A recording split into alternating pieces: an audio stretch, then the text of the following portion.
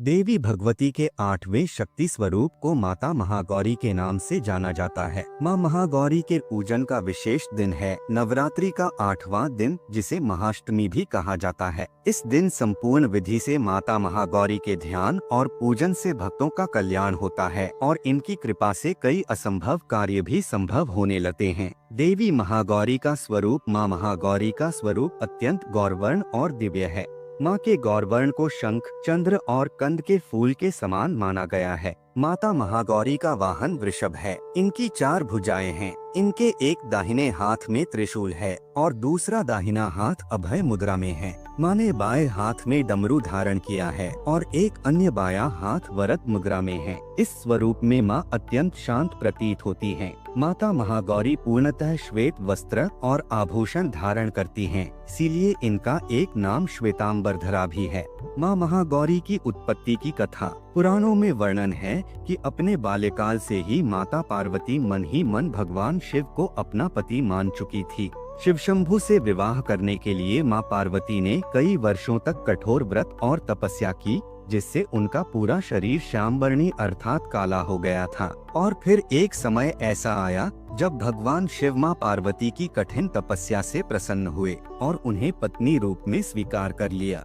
इस तरह माँ पार्वती की अपने मनवांछित वर को पाने की तपस्या पूर्ण हुई और तत्पश्चात माँ ने गंगाजल से स्नान कर स्वयं को शुद्ध किया। वर्षों तक किए गए कठिन तप और उसके बाद गंगाजल से किए गए स्नान से माता का रूप अत्यंत गौरवर्ण और कांतिमय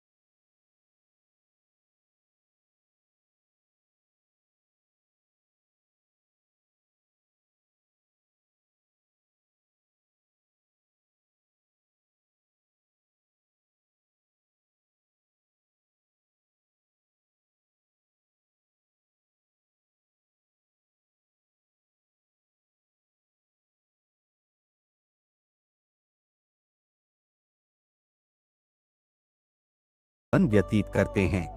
तो आइए सुनते हैं माता महागौरी के भक्त की कहानी। बहुत समय पहले हिमालय की तलहटी में आनंदपुर नाम का एक गांव था। यह गांव हरियाली से भरा हुआ, शुद्ध हवा और पवित्र नदियों से युक्त था। गांव के लोग धर्मप्रिय और सादगी से जीवन जीने वाले थे। उसी गांव में हरिदास नाम का एक गरीब किसान रहता था। हरिदास बचपन से ही माता दुर्गा का भक्त था। उसने अपनी माँ से सुना था कि जो भी पूरे श्रद्धा भाव से माता महागौरी की पूजा करता है, उसके जीवन से दुखों का नाश होता है और सुख शांति आती है। यह वचन उसके हृदय में गहराई तक उतर गए। हरिदास की जिंदगी आसान नहीं थी। उसके पास केवल थोड़ी सी जमीन थी जिस पर वह मेहनत करके अनाज उगाता, लेकिन कई सालों से उसके खेत में अकाल और सूखा पड़ा रहता। परिवार के लिए भोजन जुटाना कठिन हो गया। गांव के लोग उसे दया और कभी कभी उपहास से देखते, फिर भी हरिदास कभी निराश नहीं हुआ। वह रोज सुबह नदी किनारे जाता और माता महागौरी का ध्यान करता।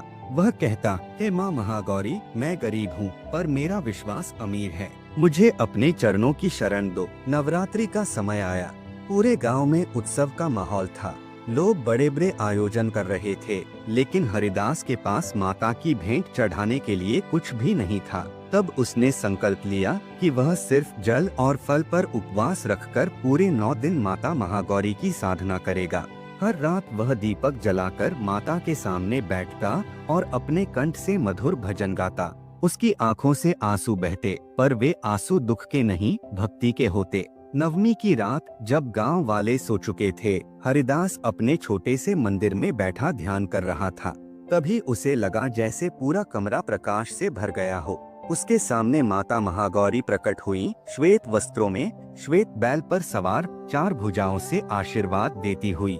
माता ने कहा, वत्स हरिदास, तुम्हारी सच्ची भक्ति और त्याग से मैं प्रसन्न हूँ। आज से तुम्हारे जीवन में कोई कमी नहीं रहेगी। तुम्हारा खेत हरा भरा होगा और तुम्हारे घर में सदैव सुख समृद्धि रहेगी। हरिदास ने आंसुओं से माता के चरण पकड़े और कहा, माँ, मुझे धन नहीं चाहिए, मुझे बस यही चाहिए कि मेरा मन सदा आपके चरणों में लगा रहे। माता मुस्कुराईं और उसे आशीर्वाद देकर अंतर्धान हो गईं।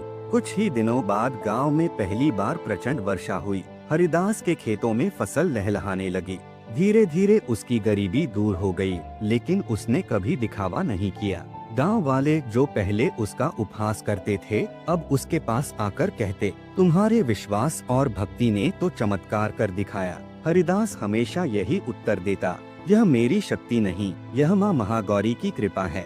जिसने सच्चे मन से उन्हें पुकारा, माँ ने उसे कभी खाली नहीं लौटाया। यह कथा हमें सिखाती है कि सच्ची भक्ति में शक्ति होती है। धन दौलत की आवश्यकता नहीं, केवल श्रद्धा चाहिए। त्याग और धैर्य से माता प्रसन्न होती हैं। जो भी माँ महागौरी का ध्यान करता है, उसके जीवन से दुख दरिद्रता मिट जाती है। तो दोस्तों, अगर आपका वीडियो अच्छा लगा हो तो लाइक, कमेंट और चैनल को सब्सक्राइब करें।